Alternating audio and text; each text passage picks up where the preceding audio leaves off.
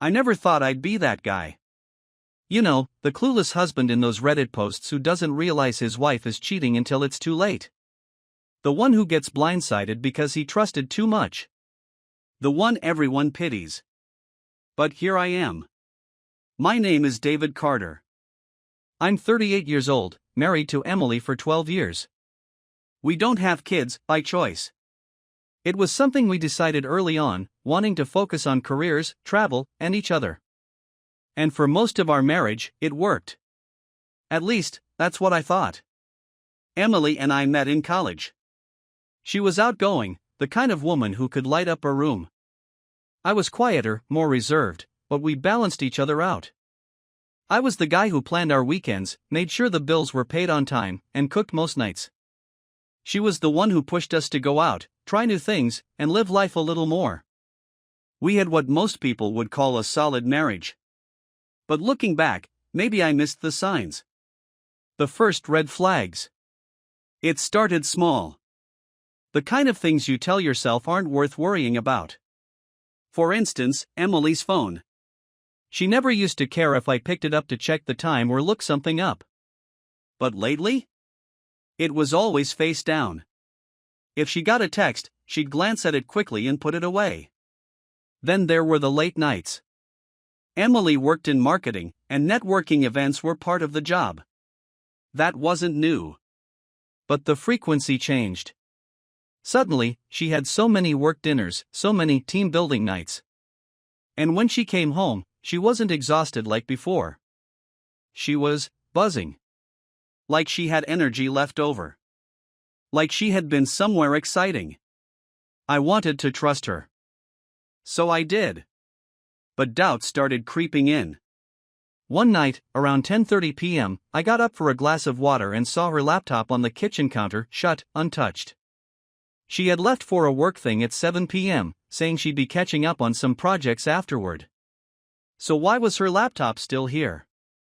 I stared at it for a long time, my mind turning over itself. Should I check it? Would that make me the bad guy? I didn't touch it. I went back to bed. But I couldn't sleep. Then there was the perfume. A scent I didn't recognize. Emily had always been subtle with fragrances, usually something light and floral. But one night, when she came home late, she smelled different. It was strong vanilla, musk, something deeper. She kissed me on the cheek and said, "You're still awake," like nothing was wrong. I wanted to ask, "Who were you with?" Instead, I said, "Just watching something." She went to take a shower, and I sat in the dark, trying to convince myself that I was being paranoid. The breaking point. The moment that shattered my trust came about a week later. Emily was in the shower. Her phone buzzed on the nightstand. I glanced at it, not touching it, just looking at the screen. A message preview. I can't stop thinking about last night. When can we do it again? The name attached was just an initial J. I stared at it, my heart pounding. My body went ice cold. I had seen messages pop up on her phone before, but they were always from coworkers, friends. Never anything like this. My first instinct was denial. Maybe it wasn't what it looked like. Maybe it was just a friend joking around.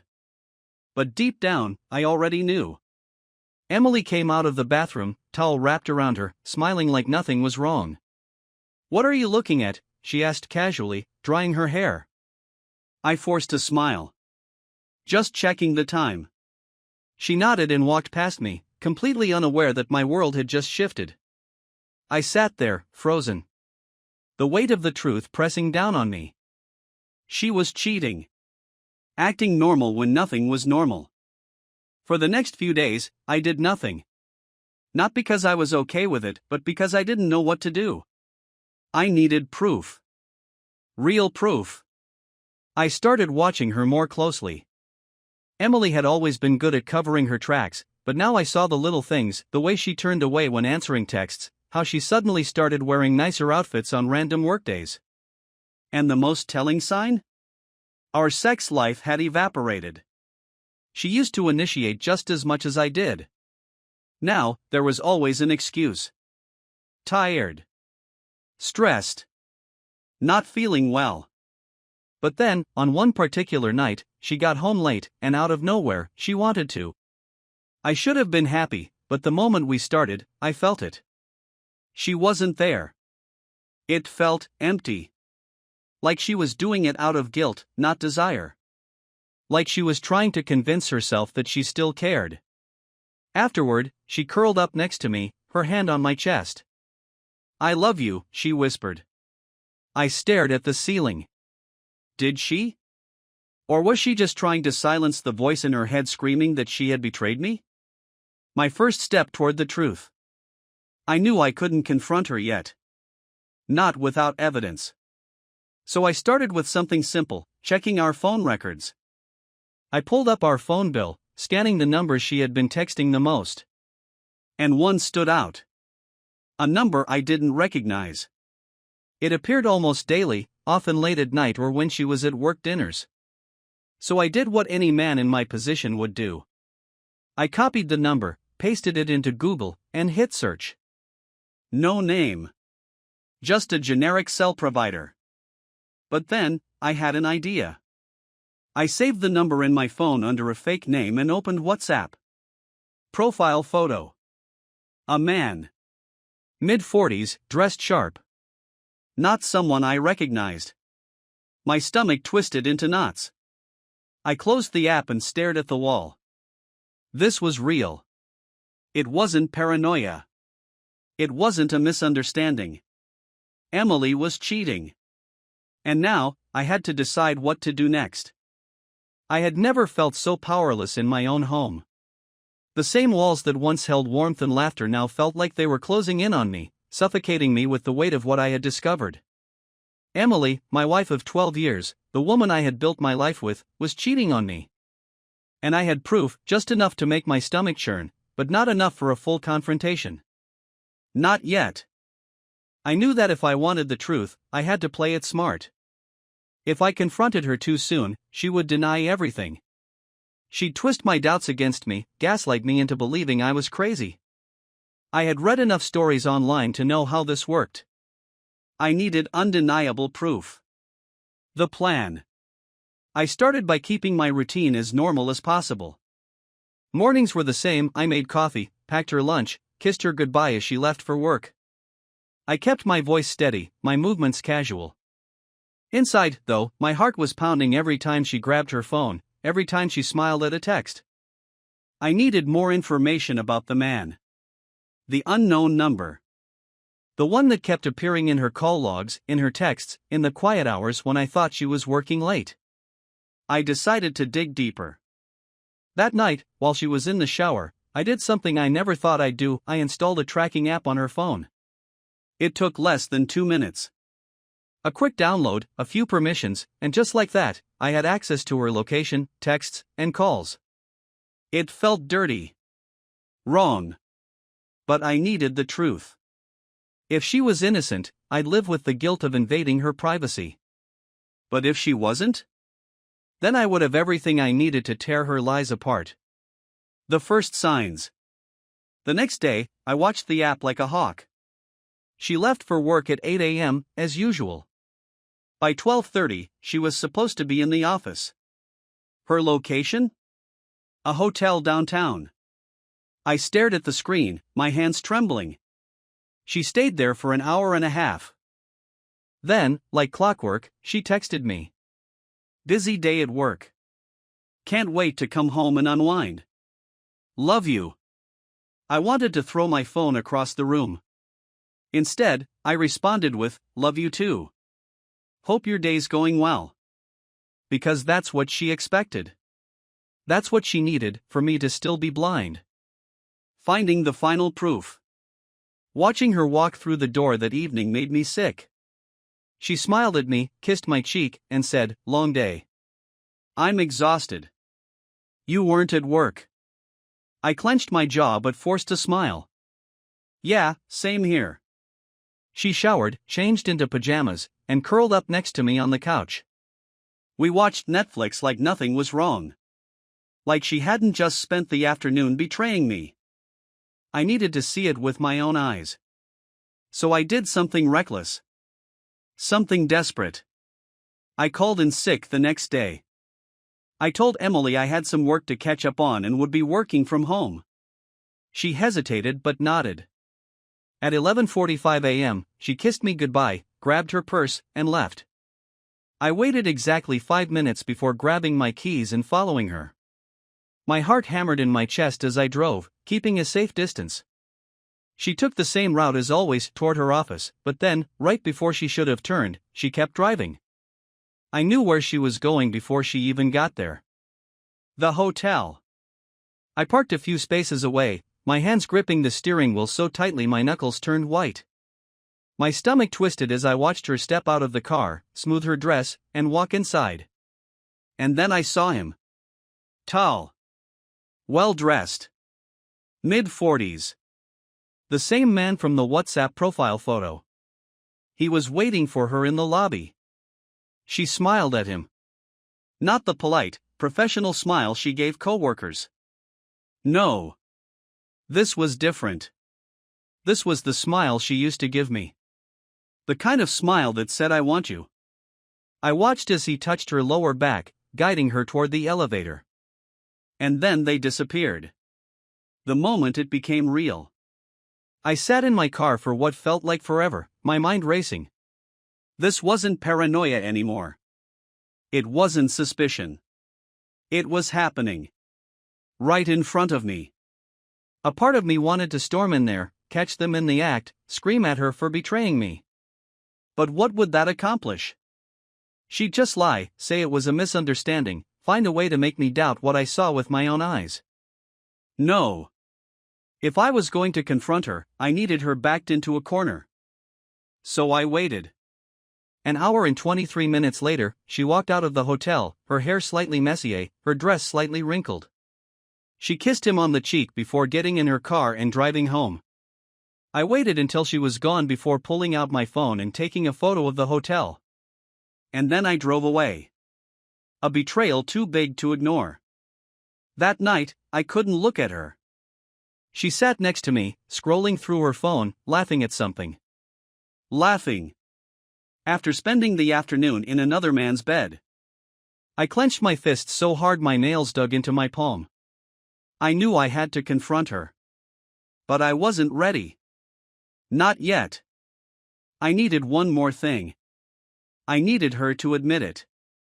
Laying the trap. The next morning, I waited until she left for work before pulling out my laptop. I opened my email and typed. To Emily Carter. Subject, I know. How long has it been? Do you love him? I hope it was worth it. I set it to send anonymously.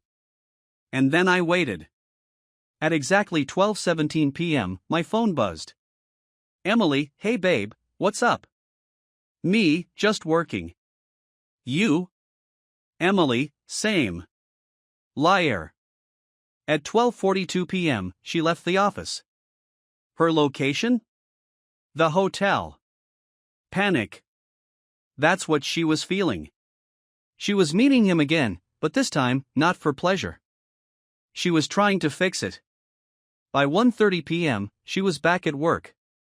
By 5 p.m., she was walking through the door, her face carefully neutral. And for the first time in our marriage, I saw it. Fear. She knew something was wrong. She just didn't know how much I knew. Not yet. I smiled at her, pretending everything was fine. Because soon? It wouldn't be. I spent the entire night lying awake, staring at the ceiling.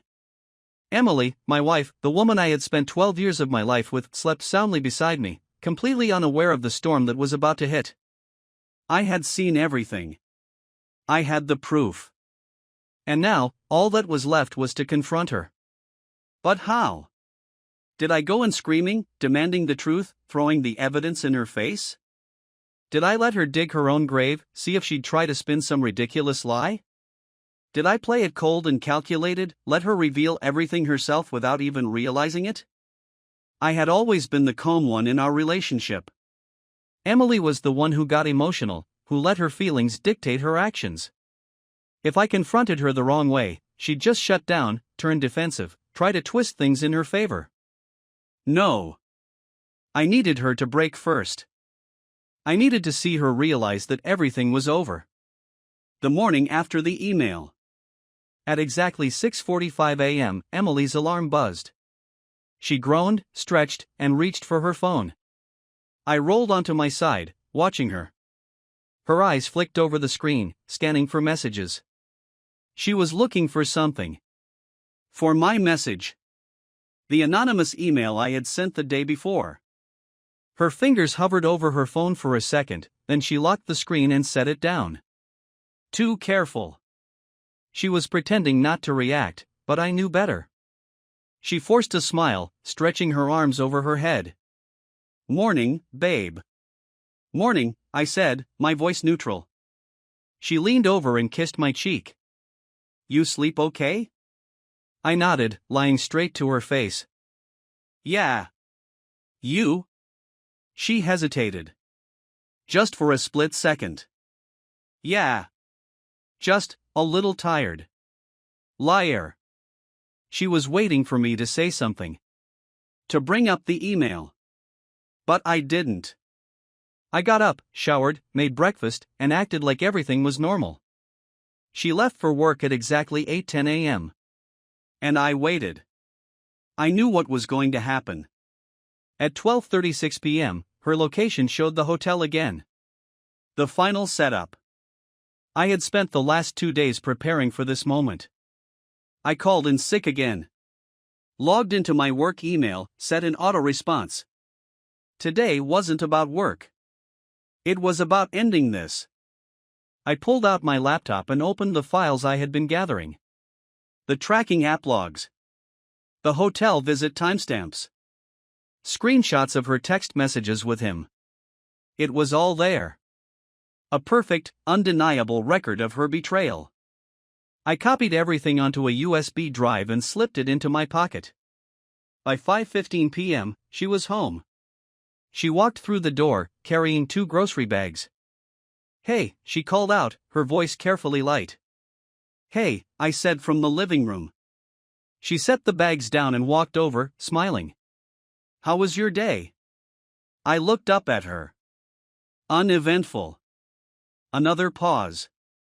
She was waiting for me to say something.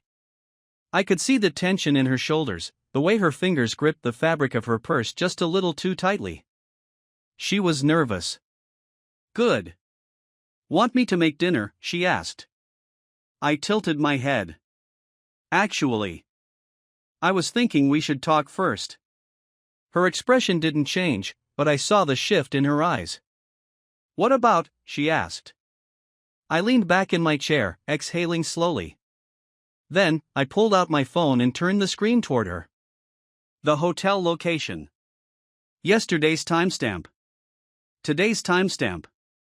She stared at it, her face completely blank. I didn't say anything. I wanted her to speak first. When she finally did, her voice was small. Careful. What is this? I didn't blink.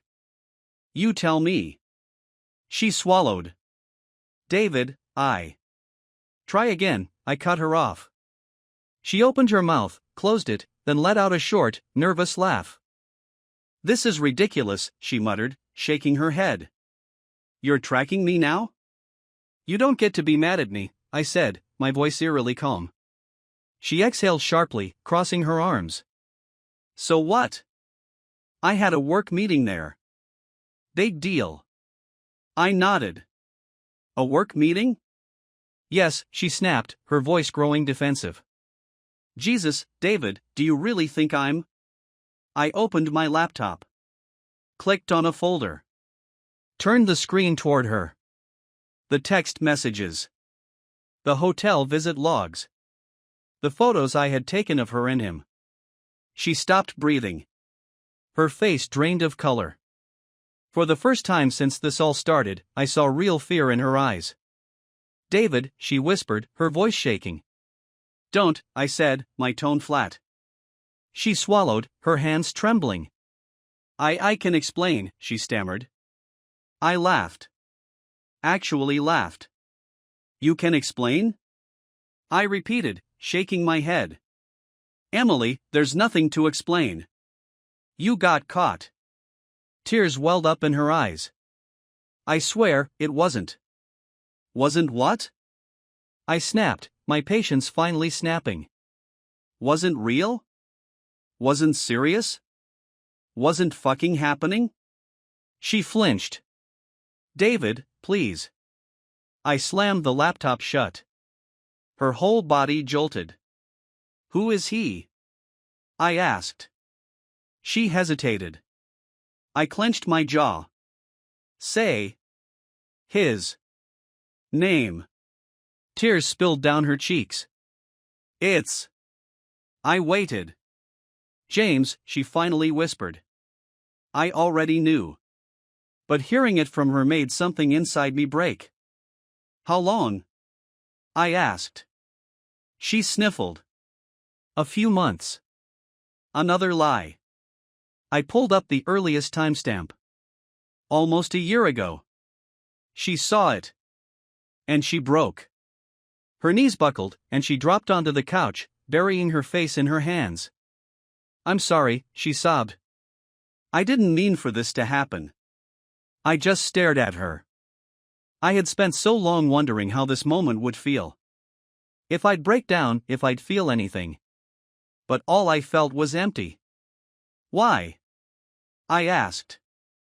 She looked up at me, her face crumpling. I don't know, she choked out. David, I love you, Shut up. She did. I'm filing for divorce, I said. She gasped. David, no. I stood up, grabbed my jacket. You made your choice, Emily. She reached for me. We can fix this. I pulled away so fast she nearly fell forward. Fix this? I repeated, my voice thick with disgust. You're a liar. A cheater. There's no fixing this. She was sobbing now, ugly and broken. But I didn't care. I walked to the door, grabbed the divorce papers from the table, and tossed them onto the couch. Her eyes widened. I had them ready before I even confronted her. Sign them, I said. Then, without another word, I walked out the door. And I didn't look back. I walked out and closed the door behind me. The cool night air hit me like a slap, but I barely felt it. My heart was pounding, my chest felt tight, and my hands were shaking. 12 years of marriage. A home. A life we built together. And she threw it away for a man named James. I knew I should feel something: rage, sorrow, maybe even relief, but in that moment, all I felt was nothing. Empty. Hollow. Like a shell of the man I was before I found out my wife had betrayed me. I stood there in the driveway, staring at the house, at the warm glow of the living room light spilling onto the porch. Emily was inside, still crying, probably staring at the divorce papers I had thrown at her. Part of me wanted to go back in and scream at her. Demand answers. Make her feel every ounce of the pain she had put me through. But another part of me, the part that had always been calm, rational, knew there was no point. She had already lost me. The question now was, what next? The drive that changed everything. I got in my car and started driving. I didn't have a destination in mind. I just needed to get away. Away from the house. Away from the smell of her perfume lingering in the air. Away from the memory of her standing there, crying, begging me not to leave. I drove aimlessly for what felt like hours. The streets were quiet, the world moving around me like a blur. My mind kept replaying the moment I confronted her. The look on her face when she realized I knew. The way she broke down when she saw the proof. I didn't mean for this to happen. Bullshit. You don't accidentally cheat for a year. You don't accidentally lie to your husband every single day. You don't accidentally walk into a hotel room with another man, take off your clothes, and betray everything you built together. By the time I finally pulled over, I realized I had driven halfway across the city. I was parked outside of Tom's house, my best friend since college. The only person I knew who would actually understand what I was going through. The confession to my best friend. I killed the engine and sat there for a long moment. I had barely told anyone what was happening. Not my family. Not my coworkers. But Tom? He needed to know. I got out of the car, walked up to his front door, and knocked. A few seconds later, the door opened. Dave? Tom frowned, rubbing his eyes. Dude, it's almost midnight. What the hell? She cheated on me, I blurted out. The words felt foreign in my mouth, like I wasn't even the one saying them. Tom's face went from confused to serious in an instant.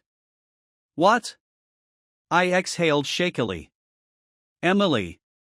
She's been cheating. For almost a year. Tom didn't say anything for a moment. He just looked at me. And then, without a word, he stepped aside and motioned me in. I followed him into the kitchen, where he grabbed 2 beers from the fridge, popped the caps, and handed me one. Sit, he said. I sat. And then I told him everything. From the first suspicions to the hotel meetings, to the texts, to the confrontation. I left nothing out. By the time I was done, my beer was warm, untouched. Tom exhaled slowly, leaning back in his chair. That's fucked, he said finally. I let out a short, bitter laugh. Yeah. Tell me about it. Tom shook his head. I never liked her, man. I looked up at him, startled. What? I mean, I didn't hate her or anything, he said quickly. But there was always something off, you know? Like she was just too good at making you feel like you were the lucky one. I don't know. Maybe I'm just seeing things clearer now. I sighed. What the hell do I do now? Tom took a sip of his beer, then set it down. You got 2 choices, he said. You can destroy her, or you can move the fuck on. Revenge or freedom? Destroy her. The idea burned in my mind. I had everything I needed to ruin her life.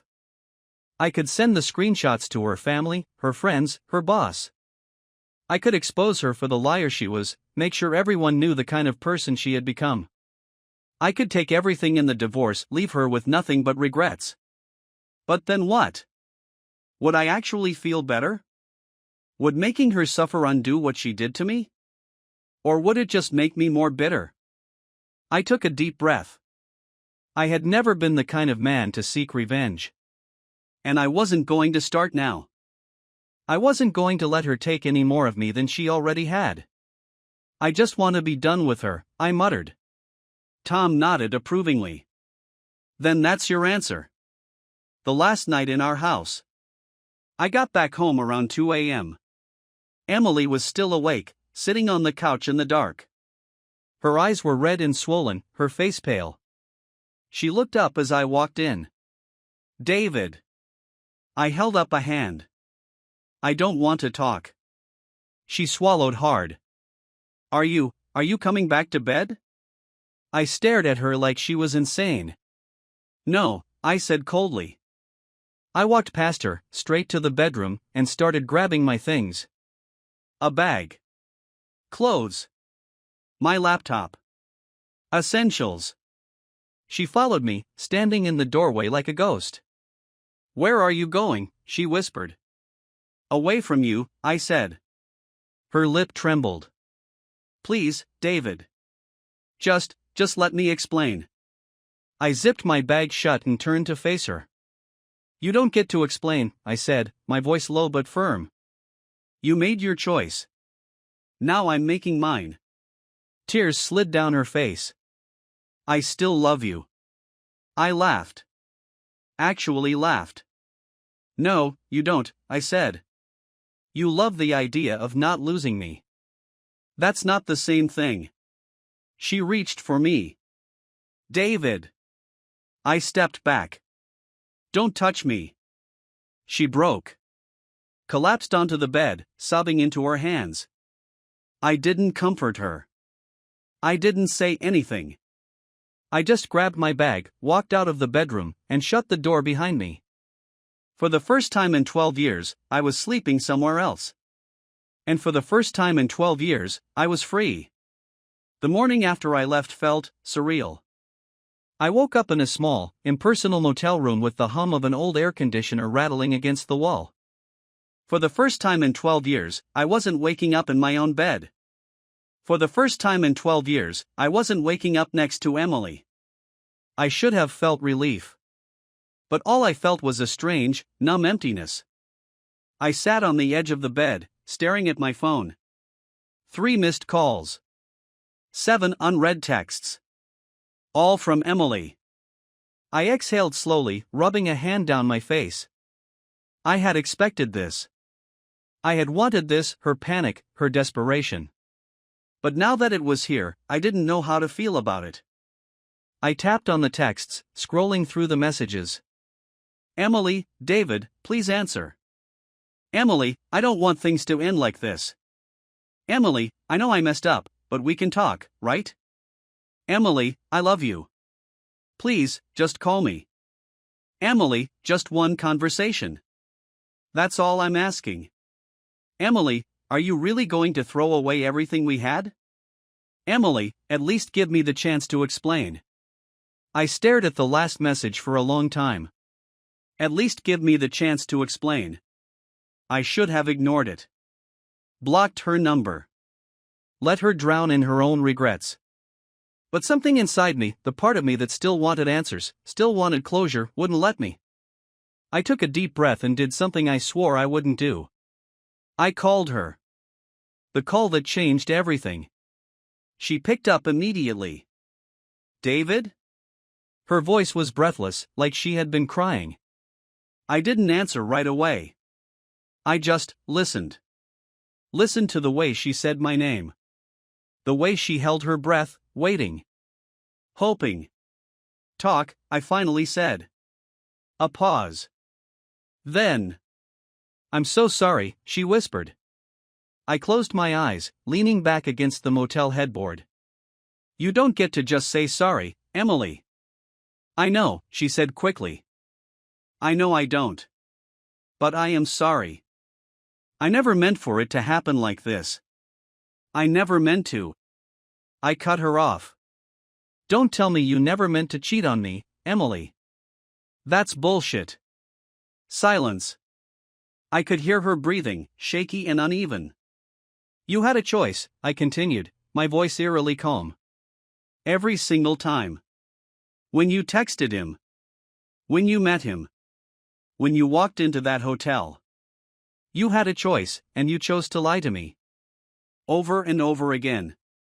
I know, she said, barely above a whisper. I know I did. I clenched my jaw. Then why? A pause. Then, in the quietest, most broken voice I'd ever heard from her, she said. Because I was unhappy. The words hit me like a punch to the gut. I let out a bitter laugh. Unhappy? I don't mean that I wasn't happy with you, she rushed out. I don't know. I felt like something was missing, and I didn't know how to talk about it. So you found someone else? I snapped. She exhaled shakily. I wasn't looking for it, David. It just happened. I closed my eyes, gripping the phone tighter. It just happened? She didn't say anything. I laughed bitterly. Right. So, what, you just tripped and fell into a year-long affair? Is that how it works? David, please, she whispered. I know I don't deserve anything from you, but I need you to understand that it wasn't about him. It was never about him. I was shaking now, my fingers curling into a fist. Then what the hell was it about, Emily? Another pause. Then, in a voice so small I almost didn't hear it. I think I lost myself. I blinked. She sniffled. I don't even know who I am anymore. I spent so much time being your wife, being the perfect couple, that I forgot how to be me. Something twisted in my chest. Because, deep down, I knew there was some truth in that. We had built our entire lives around us. Our marriage, our routines, our image as the couple who had it all together. But somewhere along the way, maybe she had lost herself. And maybe I never noticed. But that didn't mean she had the right to do what she did. That's not an excuse, I said, my voice quieter now. I know, she whispered. I know it's not. Silence stretched between us. Then she said, "Can I see you?" My stomach clenched. Why? I need to say goodbye properly, she said softly. Not like this. Not over the phone. I hesitated. Every instinct told me to say no. To let this be the end of it. But I needed closure. And maybe, deep down, she did too. Fine, I muttered. One conversation. Then we're done. The last conversation. We met at a small park near our house. It was late afternoon, the sun starting to set, casting long shadows over the pavement. She was already there when I arrived, sitting on a bench, her hands clasped together in her lap. She looked different. Tired. Broken. Like she had aged 10 years overnight. I sat down next to her, but not too close. For a long moment, neither of us spoke. Then she said, "Do you hate me?" I looked at her. Really looked at her. The woman I had loved for 12 years. The woman I had trusted more than anyone. And now? She was just a stranger. I don't know, I admitted. I don't think I have the energy to hate you. She swallowed hard, nodding. I'm sorry, she whispered. I sighed, rubbing my temples. You already said that. I know. She looked down at her hands. I don't know how to let you go. I exhaled sharply. You already did, Emily. The moment you chose him, you let me go. Tears welled up in her eyes. I still love you. I shook my head. No, you don't. She let out a soft, broken sob. I don't know how to do this. I stared at her for a long moment. Then I stood up. Then figure it out, I said. Because I'm done. She looked up at me, tears streaming down her face. David. I turned away. I didn't look back. The end of us. That was the last time I saw her. I signed the divorce papers the next day. She signed them a week later. And just like that, 12 years of marriage ended with ink on a page. No fireworks. No dramatic ending. Just nothing. And maybe that was the worst part of all. The day Emily signed the divorce papers, I expected to feel something. Relief. Victory. Closure. Instead, I felt nothing. I stared at the documents sitting on my kitchen table, her signature scrawled neatly at the bottom. Emily Carter. The same name that had been next to mine on wedding invitations, mortgage papers, anniversary cards. Now it was on a contract that officially ended us. 12 years of marriage, reduced to a handful of legal documents and an empty house. I picked up the pen, my fingers hovering over the signature line. David Carter. All I had to do was sign, and I'd be free. So why did my hand feel so goddamn heavy? I exhaled slowly, pressing the pen to the paper. A second later, it was done. With one stroke of ink, I closed the chapter of my life that had once felt unshakable. I was no longer a husband. I was no longer her husband. I was just me. Alone. Living in the wreckage. The first few weeks after the divorce were the hardest. People tell you that leaving a toxic relationship feels like lifting a weight off your shoulders, but they never talk about the silence that comes after. The way the house feels bigger, emptier. The way you still turn to the other side of the bed out of habit, only to be met with cold sheets. The way your brain plays tricks on you, expecting to hear their voice when you walk through the door. I thought I would feel better once I was free. Instead, I felt like I was floating through my own life, disconnected from everything around me. I threw myself into work, trying to drown out the memories. I stayed late at the office, took on extra projects, anything to keep my mind occupied. But the nights were the worst. Because at night, there was nothing to distract me. Just the quiet. And the questions. The questions that wouldn't let me go. I hated how often my thoughts drifted back to Emily. Not in a I miss her way, but in a what the hell happened way. How had I missed the signs? Had she been unhappy for longer than I realized? Was there a version of this story where I could have done something differently, where she didn't cheat, where we actually fixed things before it got to this point? I hated that part of me still searched for answers. Because the truth was, there were no answers that would satisfy me. She had cheated. She had lied. She had looked me in the eye, kissed me goodnight, told me she loved me while carrying an entire secret life behind my back. Nothing could change that. Nothing could undo what she had done. And I had to learn how to live with it. Trying to move on.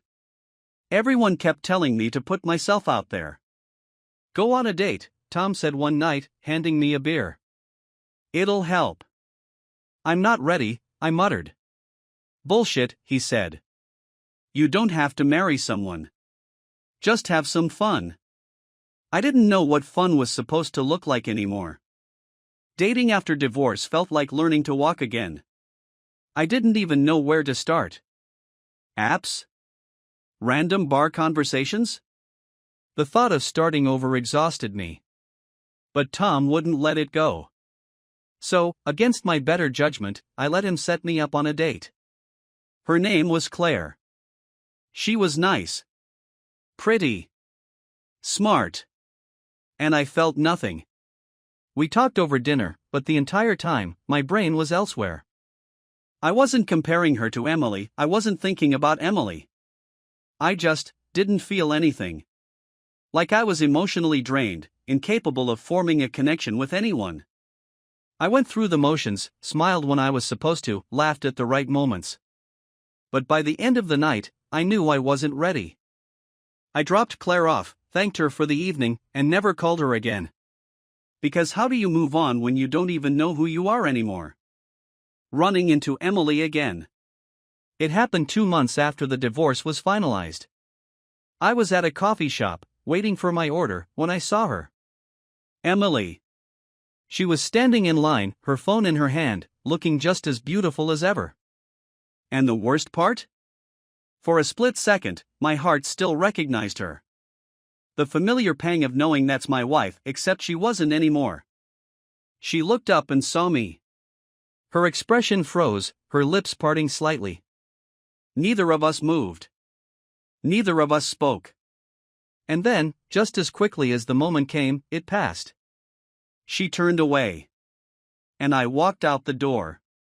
That was it. No conversation. No awkward small talk. No last-minute confessions. Just two people who used to love each other, now nothing more than strangers. And maybe that was how it was always supposed to end. The moment I let go. That night, I drove to the park where Emily and I had said our final goodbye. I sat on the same bench where she had cried, where she had told me she didn't know how to let me go. And I realized something. I didn't hate her anymore. I didn't love her either. She was just someone I used to know. The pain wasn't as sharp now. It was still there, dull, aching, but it no longer consumed me. I had survived the worst of it. And for the first time since this all started, I knew I was going to be okay. A new beginning. A year later, I met someone new. Not through an app. Not through a setup. Just, by chance. Her name was Hannah. She was different from Emily in every way. We met at a bookstore, of all places. She was struggling to reach a book on the top shelf, and I grabbed it for her. That was it. A simple, unremarkable moment. But it turned into something. Something real. Something healthy. We took things slow. No rushing. No expectations. And for the first time in a long time, I felt alive again. Not because of her, but because I had finally let go of everything weighing me down. Emily was my past. But she wasn't my future. And that? That was the most freeing realization of all.